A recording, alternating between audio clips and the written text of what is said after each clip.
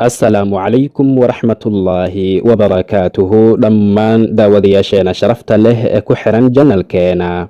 wuxuu alle subxaanahu wa tacaala addoommadiisa uga digay ciqaabkiisa maalinka qiyaamaha, maalinkaasoo noqon doona maalin dhibaatadiisa iyo shiddadiisu ay aad u halis badan tahay. waxay dadku maalinkaas u laaban doonaan khaaliqooda subxaanahu wa tacaala. maalinkaasu waa maalin buuruhu ay burburi doonaan, waa maalin shiddadiisu ay aad u daran tahay, waa maalin samaawaadku ay dildillaaci doonaan, waa maalin dhulku uu iska soo tufi doono waxa gudihiisa ku jira.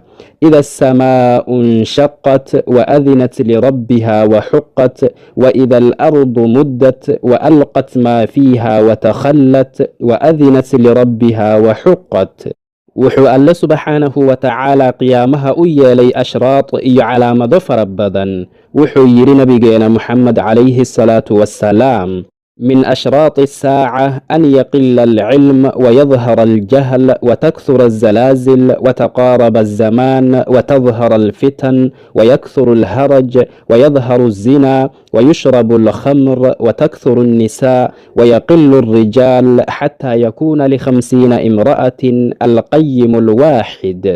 wuxuu yidhi sala allahu calayhi wasalam, calaamadaha qiyaamaha waxaa ka mid ah in cilmigu uu yaraado, iyo in jahligu uu soo bato, iyo in dhulgariiradu ay soo bataan, iyo in zamanku ama wakhtigu uu aad isugu dhadhowaado, iyo in fitnooyinku ay soo bataan, iyo in ay soo bataan dilalku, iyo in zinadu ay soo badato oo la muujisto, iyo in khamrada la cabo, iyo in dumarku ay bataan, iyo in raggu ay yaraadaan ilaa 50 haweenba hal nin uu ku aado. sidoo kale wuxuu rasuulullaahi muxamed calayhi asalaatu wassalaam inooga warramay 5 nin oo soo bixi doonta aakhiru zamaanka. way soo bixi doonaan, wayna qabsan doonaan, wayna xukumi doonaan. waxaa ugu horeeya nin lagu magacaabo alqaxtaaniy. qaala rasuulullaahi sala allahu calayhi wasalam: laa taquumu asaaca xataa yakhruja rajulun min qaxtaan yasuuqu annaasa bicasaah.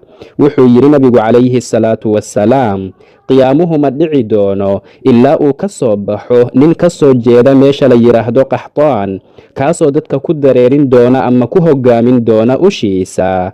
waxaa la sheegaa in uu yahay nin shar badan oo dadka awood ku xukumi doona. wuxuu dadka ku dareerin doonaa ushiisa ilaa mid dhow iyo mid ka fogba ay cabsi darteeda ugu hoggaansami doonaan.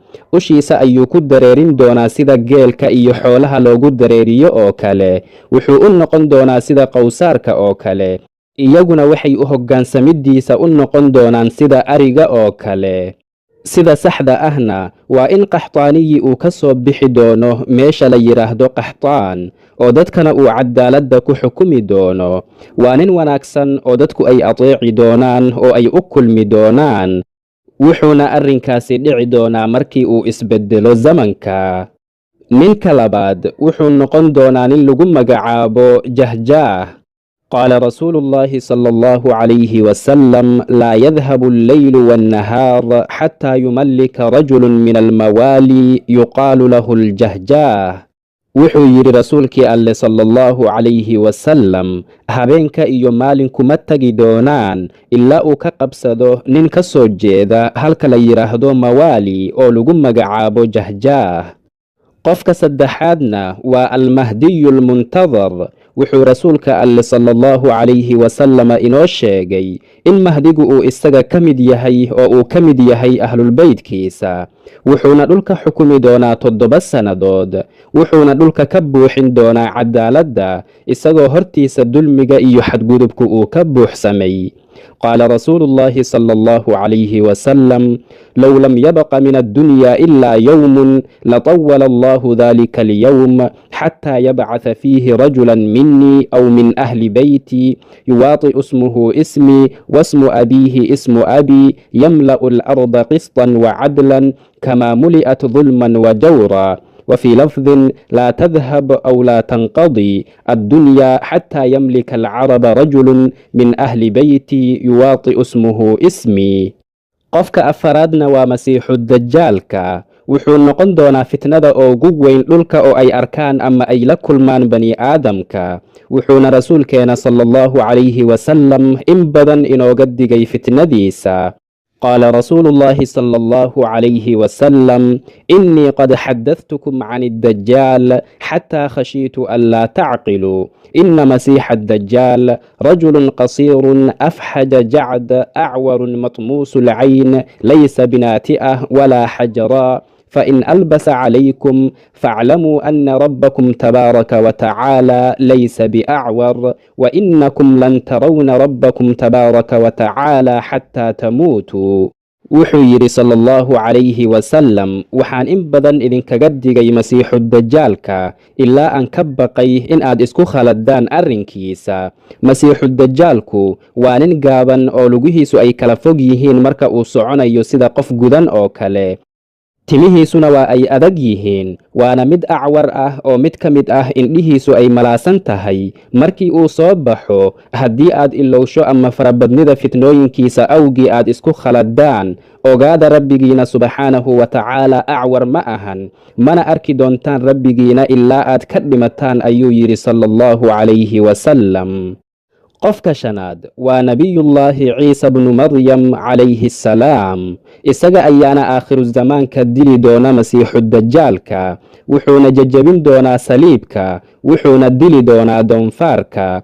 qaala rasuulu llaahi sala allahu calayhi wasalam waaladii nafsii biyadih layuushikanna an yanzila fiikum ibnu maryam xakaman muqsitan fayaksiru asaliib wayaqtulu alkhinziir wayadacu aljizya wayafiidu almaal xataa laa yaqbalahu axad.